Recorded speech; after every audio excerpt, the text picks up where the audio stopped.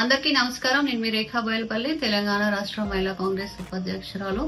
భారత్ జోడో యాత్రలో భాగంగా కాశ్మీర్ నుంచి కన్యాకుమారి వరకు మన ప్రియతమ నేత రాహుల్ గాంధీ గారు పాదయాత్ర చేస్తున్న సందర్భంలో భారతదేశంలో ప్రజలకి సామాజిక న్యాయం జరగాలంటే కులగణన జరగాలని, తాము అధికారంలోకి వస్తే భారతదేశంలో అన్ని రాష్ట్రాల్లో కూడా కులగణన చేస్తానని చెప్పి మాట ఇవ్వడం జరిగింది. ఇచ్చిన మాట ప్రకారం తెలంగాణలో కాంగ్రెస్ ప్రభుత్వం అధికారంలోకి రాగానే మన ప్రియతమ నేత ముఖ్యమంత్రి రేవంత్ రెడ్డి గారి సారథ్యంలో కులగణన జరిపి 42% రిజర్వేషన్స్ బీసీలకు ఇచ్చి అసెంబ్లీలో తీర్మానం చేసి చట్టసభలకు పంపడం జరిగింది. ఆ తర్వాత భారతదేశం మొత్తం కూడా ఈ విషయంలో తెలంగాణను ఆదర్శంగా తీసుకొని తమ రాష్ట్రాల్లో కూడా కులగణన జరపాలని చెప్పి బీజేపీ ప్రభుత్వం మీద ఒత్తిడి తీసుకురావడంతో నిన్న కేంద్ర ప్రభుత్వం భారతదేశం మొత్తంలో కూడా కులగణన జరుపుతామని చెప్పి ప్రకటించడం జరిగింది. ఏ నోర్లైతే కులగణన జరపమని చెప్పారో అదే బీజేపీ నాయకుల చేత కులగణన చేస్తామని చెప్పించిన సత్తా మన రాహుల్ గాంధీ గారిది.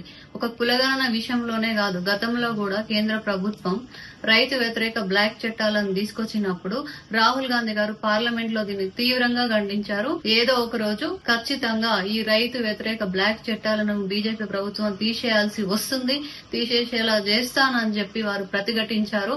ఆయన ధిక్కార స్వరానికి బీజేపీ కేంద్ర ప్రభుత్వం దిగొచ్చి రైతు వ్యతిరేక బ్లాక్ చట్టాలని వెనక్కి తీసుకుంది. దీన్ని బట్టి ఏమర్థమవుతుందంటే కేంద్రంలో అధికారంలో బీజేపీ పార్టీ ఉన్నప్పటికీ కూడా భారతదేశంలో సామాజిక న్యాయాన్ని ముందుకు తీసుకెళ్తున్న వ్యక్తి మన రాహుల్ గాంధీ గారు అని చెప్పి భారతదేశం మొత్తం గమనిస్తా ఉన్నది.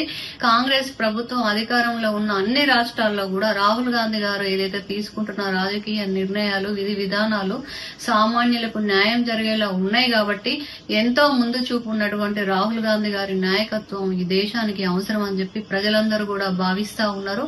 నాడు తల్లి సోనియమ్మ మన తెలంగాణ విద్యార్థుల ఆత్మ బలిదానాలకు చెల్లించి తెలంగాణ ప్రత్యేక రాష్ట్రం ఇచ్చిరు. తెలంగాణ ప్రత్యేక రాష్ట్రం ఇస్తే 2 రాష్ట్రాల్లో కూడా కాంగ్రెస్ పార్టీకి తీవ్ర నష్టం జరుగుద్దని తెలిసి కూడా ప్రజల సంక్షేమమే ముఖ్యమో, ప్రజాక్షేమమే ముఖ్యం అని చెప్పి వారు తెలంగాణ రాష్ట్రాన్ని మనకి ఇవ్వడం జరిగింది.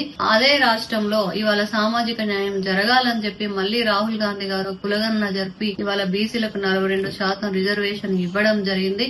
దీన్ని బట్టి చూస్తే కాంగ్రెస్ పార్టీకి మరియు రాహుల్ గాంధీ గారికి, సోనియా గాంధీ గారికి, వారి కుటుంబానికి పేద ప్రజల పట్ల మరియు వాళ్ళ సంక్షేమం పట్ల ఎంత చిత్తశుద్ది ఉందనేది మనకు అర్థమవుతుంది. ఈ సందర్భంగా రాహుల్ గాంధీ గారికి, కాంగ్రెస్ ప్రభుత్వానికి మరియు రేవంత్ రెడ్డి గారికి కూడా భారతదేశంలో కులగణన జరగడానికి కారణమైన మీ అందరికీ, తెలంగాణలో కులగణన చేసిన మీ అందరికీ ప్రత్యేకంగా ధన్యవాదాలు తెలియజేసుకుంటున్నాను ఒక బీసీ బిడ్డగా.